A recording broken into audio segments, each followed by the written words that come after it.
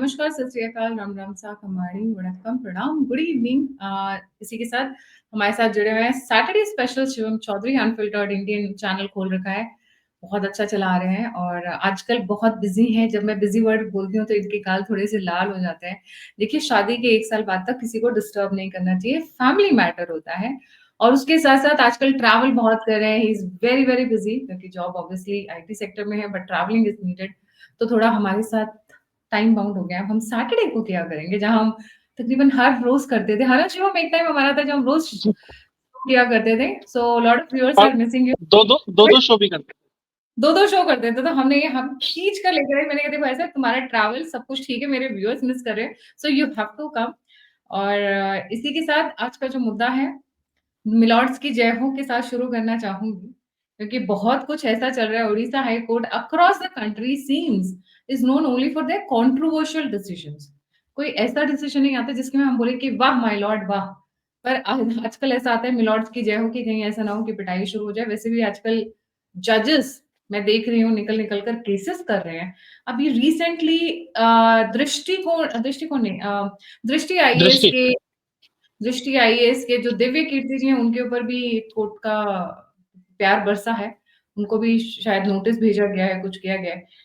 देखिए भारत की जुडिशरी अपने आप में सबसे नायाब जुडिशरी है, इसको तो मानना पड़ेगा, both in positive and in negative sense. पर अभी उड़ीसा कोर्ट के बारे में बात करते हैं, टुवर्ड्स द एंड कई सारे पॉइंट्स हैं जो हम बताएँगे। भारत की जुडिशरी एकदम नायाब कैसी है, अलग कैसी है।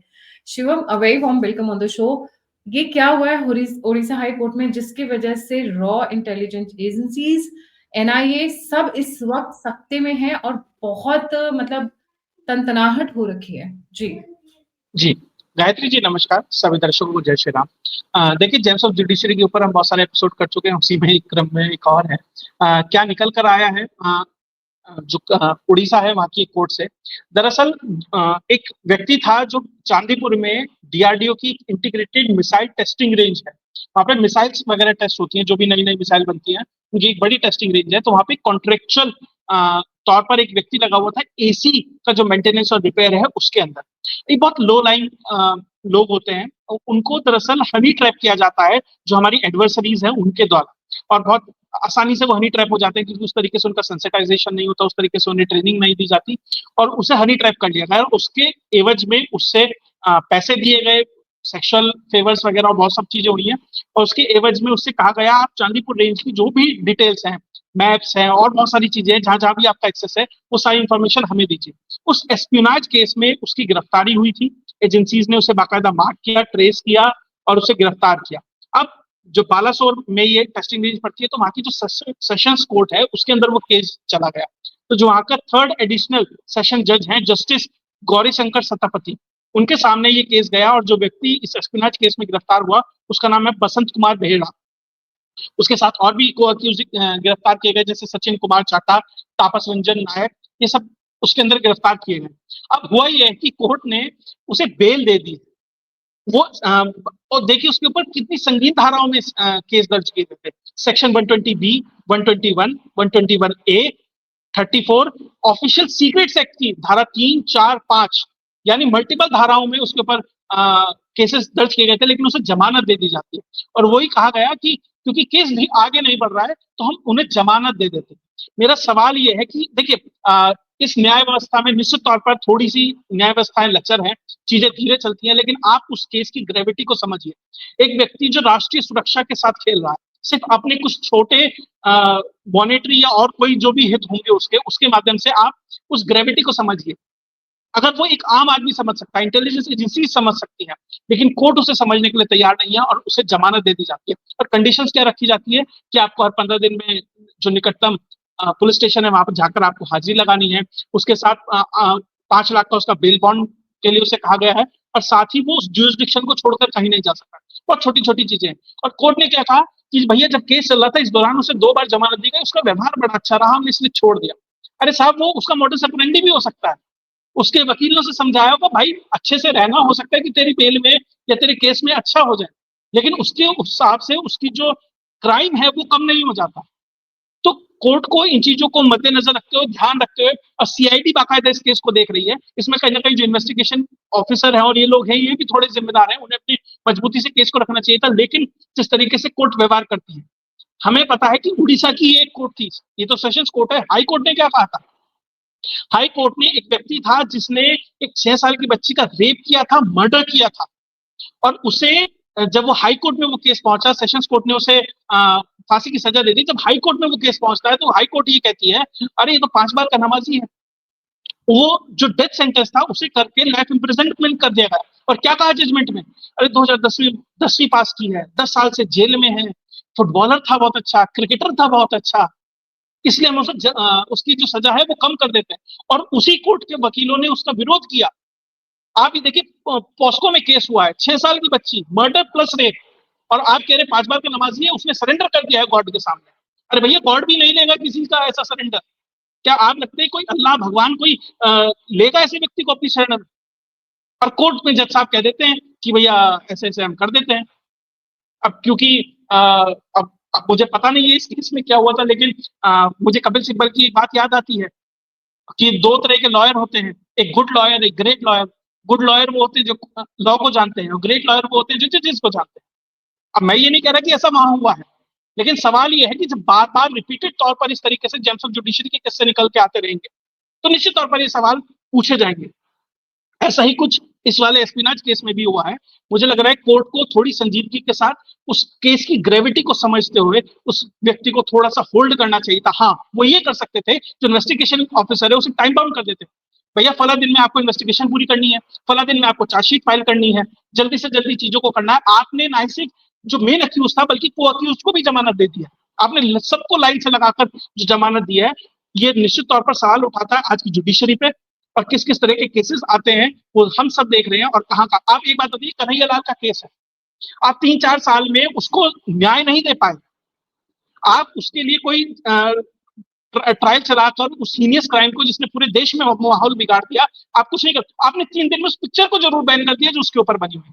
कहाँ गया फ्रीडम ऑफ एक्सप्रेशन जिसकी बात कोर्ट करती है और जिसे बचाने के लिए कोर्ट काम करती है? आप 3 साल में न्याय नहीं दिला पाए, आप 3 घंटे की बहस में 3 दिन के अंदर उस फिल्म के ऊपर बैन लगा देते हैं। और फिर कहते हैं कि भैया कोर्ट से सवाल क्यों पूछे जाते हैं? जब कोई सवाल पूछ लेता है, अकाउंटेबिलिटी होनी चाहिए ना भैया। अगर सिस्टम में अकाउंटेबिलिटी नहीं है, जनता तो सवाल पूछेगी।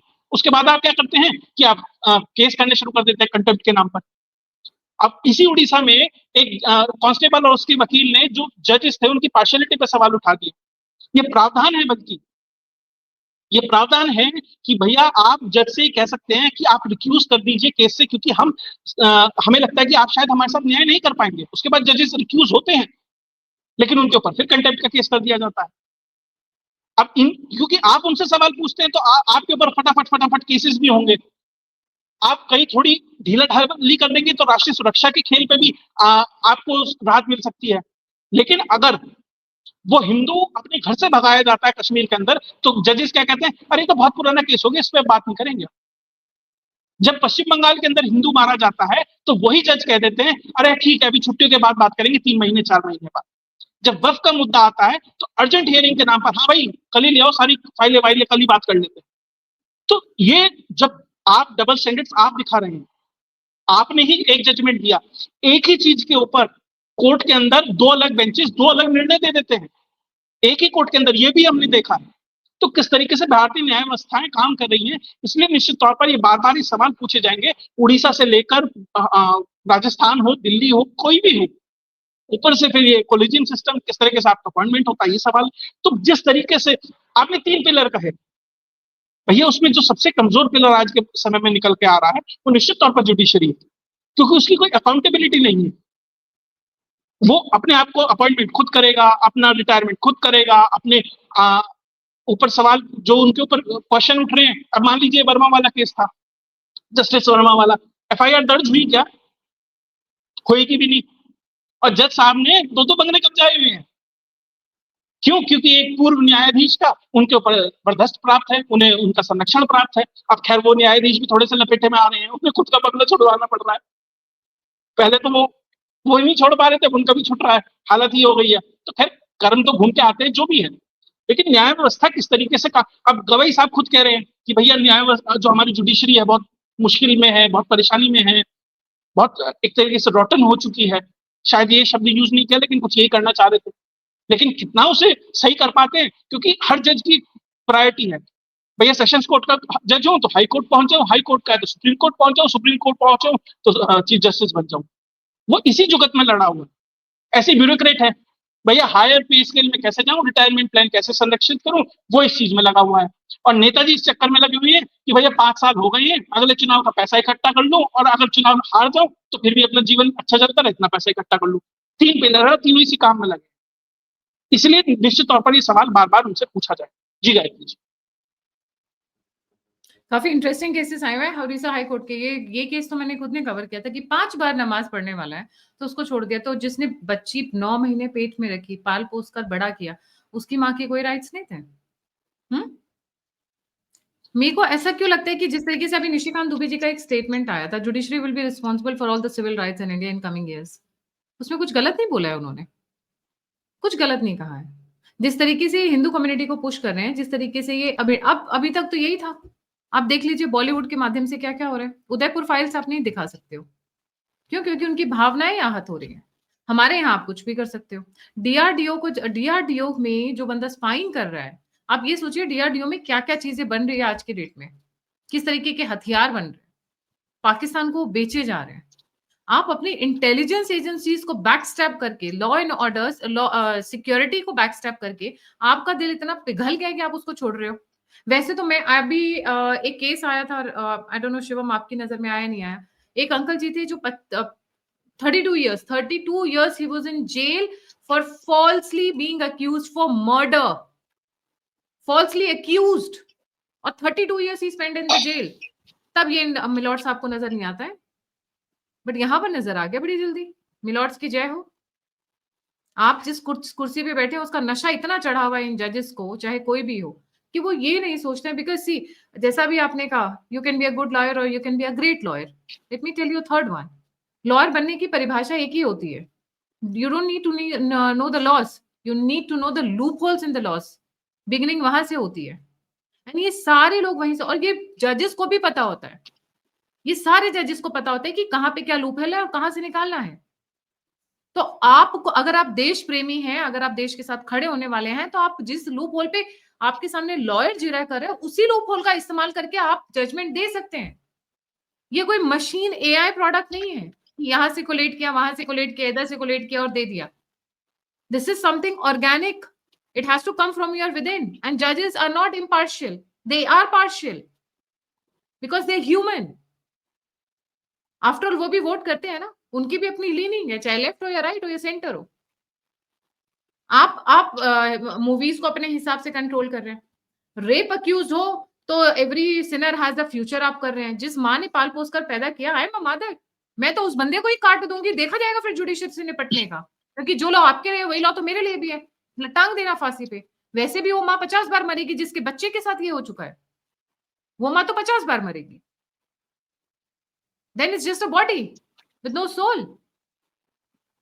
फिर उसके बाद आपका शुरू हो जाता है अब इंटेलिजेंस एजेंसीज के ऊपर, अब आप डीआरडीओ, रॉ, ये सब की उसके ऊपर भी आप जजमेंट दे रहे हैं।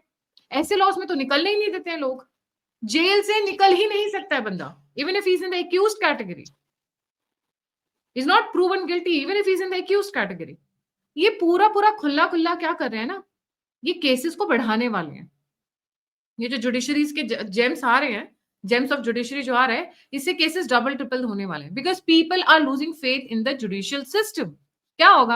अरे जो इसके लिए लॉ है वही मेरे लिए लॉ है, निपटाओ, और कोर्ट तक जाने क्यों, निपटाओ। That is what is going to happen in future. और ये खुद उसके लिए रिस्पॉन्सिबल होंगे, nobody else, not social media जिसको ये ब्लेम कर रहे हैं बार बार। जी शिवम। जी, सबसे पहले बात, आपने एक अंकल की बात की, वो 32 साल तक जेल में। देखिए उसमें 2 चीजें बहुत गलत हुई। सबसे पहले एक व्यक्ति 32 साल तक जेल में रहा, गलत व्यक्ति। और दूसरी चीज, जिस व्यक्ति ने वो क्राइम किया वो खुला छूट के रहा। तो देखिए किस तरीके से उस सिस्टम को 2 जगह चोट पहुंची। दूसरी चीज, राष्ट्रीय सुरक्षा की बात हो रही है, इन जजेस की बात करता हूँ, उत्तर से चलता हूँ। जम्मू कश्मीर में एक महिला जो पाकिस्तानी लीगल रूप से भारत में रह रही थी, वो पाकिस्तान भेज दी गई ऑफ सिंदूर में। कोर्ट ने कहा वापस बुलाओ, कोर्ट ने कहा वापस बुलाओ। Jammu and Kashmir high court ने जिसको डिपोर्ट किया उनको वापस लेकर आओ, वापस लेके आओ। क्यों? वो अकेली रह जाएगी। अरे भैया, उससे हमें क्या लेना देना? राष्ट्रीय सुरक्षा बड़ी है कि ये महिला का? दूसरा केस, 4 धाम यात्रा, जो ऑल वेदर रोड बन रही है उसके अंदर पीआई लगाते हैं, उसमें कोर्ट करती है। कंडनकुलम डैम उसके अंदर वो करती है। बहुत सारी ऐसे हैं। आप ये बताइए, किसान आंदोलन में किसान दिल्ली घेर के बैठे रहे, उसमें सुप्रीम कोर्ट ने एक कमेटी बनाई कि भैया उसकी रिपोर्ट आएगी, और उस रिपोर्ट को सुप्रीम कोर्ट दबा के बैठा रहा। अगर वो रिपोर्ट सार्वजनिक हो जाती किसान आंदोलन के दौरान, पूरा आंदोलन खत्म हो जाता। और पूरी दुनिया में कोर्ट्स का इस्तेमाल किया जा रहा है, मैं नाम नहीं लूंगा किसके द्वारा, लेकिन कहीं पर भी आप चले जाइए कोर्ट से ही सारी झगड़ा फसाद शुरू होता है। अदृश्य बांग्लादेश ले, राज, अगर अदृश्य राज्य, बांग्लादेश उदाहरण है। इंडोनेशिया में प्रयास किया, नंबर ऑफ कंट्रीज है, जॉर्जिया है, ब्राजील है, बहुत सारी जगह जहां पे जो इस तरीके से सत्ता परिवर्तन का जो तरीका है ना, वो कोर्ट के माध्यम से निकाला जा रहा है। मैं ये नहीं कह रहा ये कोर्ट उसमें इन्वॉल्व है, लेकिन पैटर्न कुछ ना कुछ दिखाई दे रहा है कि सिस्टम को इस हद तक पंगु बना दीजिए, या सिस्टम को इस हद तक स्लो कर दीजिए कि लोगों का विश्वास सिस्टम में से उठने लगे और वो ऑल्टरनेटिव की मांग करने लगे। और क्योंकि अकाउंटेबल नहीं है, अकाउंटेबल नेता है, अकाउंटेबल सरकारें हैं, तो निश्चित तौर पर सीधा सवाल सरकारों से पूछा जाएगा और वो जवाब नहीं दे पाएगी और सूचियां गड़बड़ाने लगेगी। ये पूरा का पूरा मोटस ऑपरेंडी है जो लग रहा है। और एक बात मुझे लग रहा है कि जुडिशियल रिफॉर्म और पुलिस रिफॉर्म इस सरकार को जल्दी से जल्दी लाने होंगे अगर इस सिस्टम को बचाना है, इस सिस्टम को रॉटन होने से बचाना है। जुडिशियल और पुलिस रिफॉर्म दो टाइम की सबसे बड़ी मांग है इस समय। जी, इसी कोर्ट में एक और बड़ा अच्छा सा कंट्रोवर्शियल केस आया था शिवम जी। ये कोर्ट स्पेशली अपने कंट्रोवर्शियल केसेस के लिए काफी जानी जाती रही है। Bail for social media call to assault former CJI, वहां पर इन्होंने एक ऐसे इंसान को बेल दे दी थी जो कि मतलब सीजीआई के अगेंस्ट में पिटाई की बात कर रहे थे। Another one, Orissa High Court initiates contempt case against former constable and his advocate, questioning partiality of two judges in full bench. भैया जब आपको वो बंदा देखेगा तो वो तो करेगा ही, आप लगा लो कंटेम्प्ट ऑफ कोर्ट। कितना करेंगे आप, कितना करेंगे? आफ्टर ऑल अजीत भारती के ऊपर भी तो कंटेम्प्ट ऑफ कोर्ट था। आजकल तो ये नॉर्म होता जा रहा है। They have to set their own standards, and if you want respect you have to understand what the people want from you. And please have a look at the other countries also, left right center. इधर एक और पाकिस्तान बन गया और दूसरा Pakistan, Syria, Somalia. आप countries में देख लीजिए जुडिशरी की कितनी इज्जत अफजाई होती है। भारत में थोड़ी इज्जत मिल रही है तो लगता है हजम नहीं हो रही है, सॉरी टू से दैट। क्योंकि यहाँ पर लोग अभी भी गांव में कहते हैं और बड़े हक से कहते हैं, बड़े भरोसे के साथ कहते हैं, हम तो सुप्रीम कोर्ट तक जाएंगे। तो ये हजम नहीं हो रही है बहुत जजेस को। गायत्री जी अब चीजें बदल गई हैं। अब वो इसलिए नहीं कहते कि सजा मिलेगी, अब वो इसलिए कहते हैं तू सालों साल केस में फंस जाएगा। लोग इसलिए नहीं करते कि भैया जेल चला जाएगा या सजा हो जाएगी, उसे ये है कि भैया जेल होगी 14 साल की, केस चलेगा 25 साल, उससे बढ़िया तो यही निपटा लो केस को। कोर्ट से इस तरीके से डरने लगे हैं लोग, मतलब रिवर्स साइकोलॉजी काम कर रही है वहां पर। चलिए आप तो गांव से थोड़ा ज्यादा जुड़े हैं, मुझे थोड़ा टाइम हो गया गए हुए, 5 साल तो हो ही गए। हाँ, जी। तो मतलब कुल मिला के इसलिए बात हो रही है कि सुप्रीम कोर्ट, मतलब ये टॉप डाउन, टॉप से बॉटम की अप्रोच होनी चाहिए। वहां से आप शुरुआत कीजिए, एक्सपेंड कीजिए। अब जजेस की कितनी कमी है इसमें कोई बात नहीं करता। किसी भी स्टेट में चले जाइए, किसी भी शहर में चले जाइए, जजेस की बहुत कमी है, एक्सपेंशन होना चाहिए।